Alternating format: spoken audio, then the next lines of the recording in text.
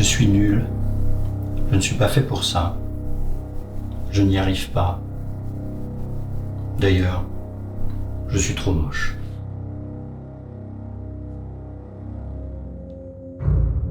Je rencontre souvent des personnes hyponarcissiques.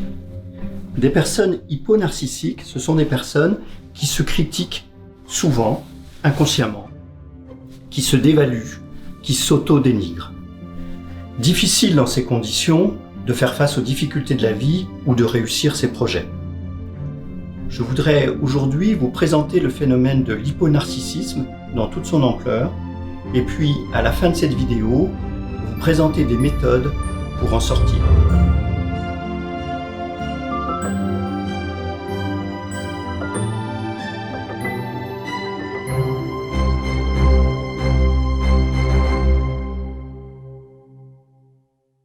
Bonjour à tous, je m'appelle Patrick Dugois, je suis coach, formateur de coach, auteur et conférencier.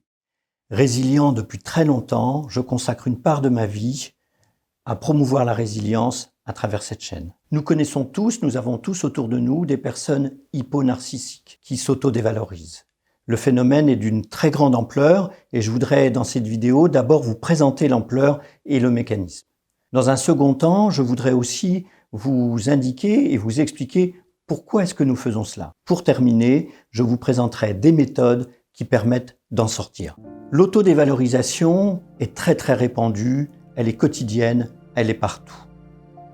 Si vous êtes attentif, si vous écoutez ce qui se passe autour de vous, des phrases comme je vous en ai cité, des « je ne suis pas à la hauteur » ou « on ne s'intéresse pas à moi » ou « ça c'est pas pour moi », vous en entendrez beaucoup. Et d'ailleurs, si vous vous écoutez vous-même, vous allez vous surprendre à faire la même chose. Ces personnes sont des personnes en réalité qui s'autocritiquent, s'autodénigrent parce qu'elles ne se sentent pas en capacité de faire face à la vie, à ses enjeux, à ses difficultés et du coup, elles peuvent avoir une vraie difficulté à réussir leur vie. Les psychologues appellent ça l'hyponarcissisme.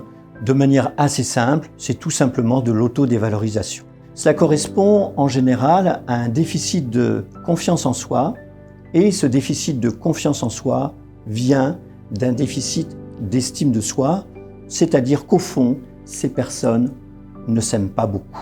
Alors, mais pourquoi faire ça? Pourquoi s'auto-critiquer? Pourquoi s'auto-dénigrer? La première origine de ce phénomène, la plupart du temps, et même dans presque tous les cas, c'est l'éducation. Si vous avez été éduqué dans un milieu familial ou même à l'éducation nationale, à l'école, dans des clubs sportifs, dans des environnements où la critique était très présente, eh bien, ça va avoir développé chez vous cette manière de vous auto-dévaloriser.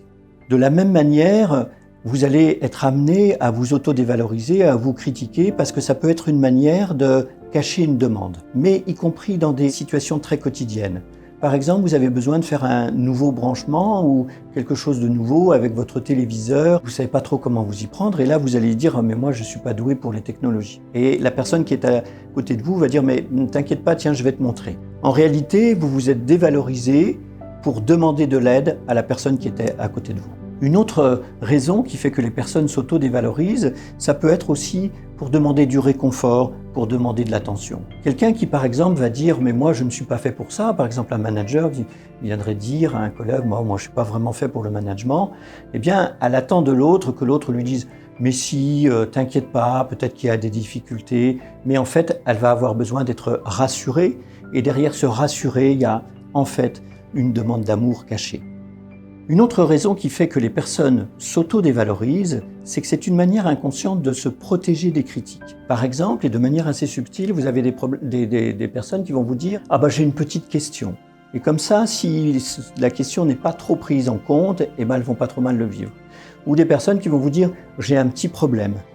Et du coup, c'est une manière, au moment où elles amènent leur problème, et souvent d'ailleurs, nous avons l'expérience en tant que coach, quand une personne nous dit j'ai un petit problème, tout de suite notre oreille se tend parce que c'est rarement un petit problème, mais c'est une manière pour elles de déguiser le fait qu'elles amènent quelque chose d'important. Une dernière raison qui fait que les personnes s'auto-dévalorisent, qui est une raison plus profonde et au fond presque plus douloureuse, c'est que si j'ai été placé dans un environnement où j'étais très critiqué, si j'avais un parent comme ça qui ne cessait de me dire que j'étais pas suffisamment bien pour ça, ou que mes vêtements ne me vont pas, ou que je serais jamais bon à rien, enfin peu importe, à partir du moment où j'ai intégré ça, eh bien, je vais devenir le bourreau de moi-même. C'est-à-dire que je vais, moi, sans arrêt me critiquer, c'est-à-dire prolonger ce qui m'a été fait et continuer de faire ce qui m'a été fait. C'est assez douloureux, c'est assez injuste au fond, mais c'est un mécanisme que je rencontre assez souvent. Quand on voit comment ça fonctionne, quelles sont ces raisons plus ou moins profondes, eh bien on se demande, et vous vous demandez probablement, mais comment j'en sors? Comment nous en sortons? Il y a plusieurs chemins. Le premier chemin, le plus important, c'est prendre conscience du phénomène et vous pouvez le faire en 3 temps. Premier temps, vous allez observer autour de vous, être attentif au phénomène lui-même. C'est-à-dire qu'à chaque fois que vous allez entendre quelqu'un se critiquer, s'auto-dévaloriser, se diminuer, vous allez repérer le phénomène. Et le fait que vous repériez le plus souvent possible ce phénomène va faire de vous des experts en la matière, c'est-à-dire que vous allez immédiatement pouvoir réagir. Ça va vous provoquer un second temps qui est, dans un second temps, je m'entends m'auto-diminuer ou me critiquer. Parce que je l'ai vu chez les autres, je le vois chez moi. Et puis dans un troisième temps, vous allez faire une chose importante, c'est que vous allez systématiquement corriger. Je viens de dire de manière un peu comme ça, mécanique, dans une conversation, je suis nul, ou ça c'est un truc, c'est pas pour moi. Immédiatement, dans ma tête, je me corrige, je coupe cette critique et non, c'est pas que je ne sais pas faire les choses, c'est peut-être j'ai besoin de les apprendre ou peut-être que j'ai besoin que quelqu'un m'explique, mais c'est pas pour autant que je suis nul. Une autre manière de s'attaquer à l'hyponarcissisme, c'est d'arrêter de se comparer. La comparaison est une manière de s'auto-diminuer inconsciemment. Si vous vous dites que moi de toute façon j'ai pas les moyens ou je suis pas assez riche, de toute façon on est toujours le pauvre de quelqu'un. Et quand bien même vous seriez très riche, vous seriez encore le pauvre de quelqu'un d'encore plus riche. Si vous vous dites oui mais moi j'ai pas fait d'études, je suis pas très intelligent, dites-vous bien que d'autres ont fait encore moins d'études et peut-être sont encore moins intelligents. Donc nous sommes toujours le pauvre, l'idiot ou le moins de quelqu'un d'autre. Donc arrêtez de vous comparer, ça ne sert à rien et par contre ça va alimenter ce sentiment de dévalorisation et de perte de confiance en soi. La troisième chose que vous pouvez et que vous devez faire, c'est vous protéger des personnes toxiques. Vous avez des personnes qui ont le chic pour être toujours dans la critique. Vous les rencontrez à un dîner et ils sont capables de vous dire « Ah tiens, c'est marrant, t'as dû prendre un peu de poids. Hein » ou « Ah, t'as l'air fatigué. Hein » Franchement, c'est insupportable. Fuyez-les. Fuyez-les, ça ne sert à rien, ça alimente comme ça un sentiment négatif. Et donc si ces personnes ont besoin de ça pour vivre, c'est dommage, mais tant pis pour elles. Et allez donc voir ailleurs. Et puis la dernière chose, après ces 3 méthodes que je vous donne, qui sont plutôt des méthodes défensives, je vais vous en proposer une positive, une méthode de fond. Pour ne pas me dévaloriser, pour ne pas m'auto-dénigrer, j'ai besoin d'avoir le sentiment de ma valeur. Et donc j'ai besoin de me valoriser. Pour faire ça, il y a de multiples techniques. Une technique, par exemple, c'est tout simplement de faire la liste de mes qualités. Et vous allez découvrir que vous avez beaucoup de qualités, parce qu'il n'existe pas de personne qui n'ait pas de qualité. Ça n'existe pas. Tout le monde a des qualités. Vous pouvez aussi faire la liste de vos fiertés. Regardez dans votre vie tout ce que vous avez fait de bien, mais des quantités, des centaines, des milliers de choses incroyables. Et puis, une fois que vous avez fait ça, avoir une sorte de mantra, et vous pouvez vous appuyer sur la célèbre publicité pour les produits cosmétiques, « Je le vaux bien ». Comme ça, à chaque fois que vous passerez devant un magasin de cosmétiques, vous y penserez « Je le vaux bien ».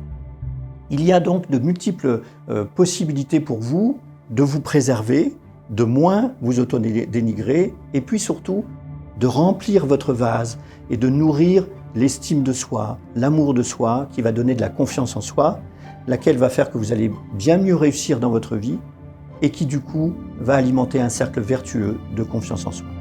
Voilà, j'espère que cette vidéo vous permettra de retrouver un nouvel équilibre dans votre vie, de grandir, de vous élargir, d'oser davantage de choses. Et puis je vous donne rendez-vous dans un prochain épisode, dans une prochaine vidéo sur la chaîne Résilience et Puissance.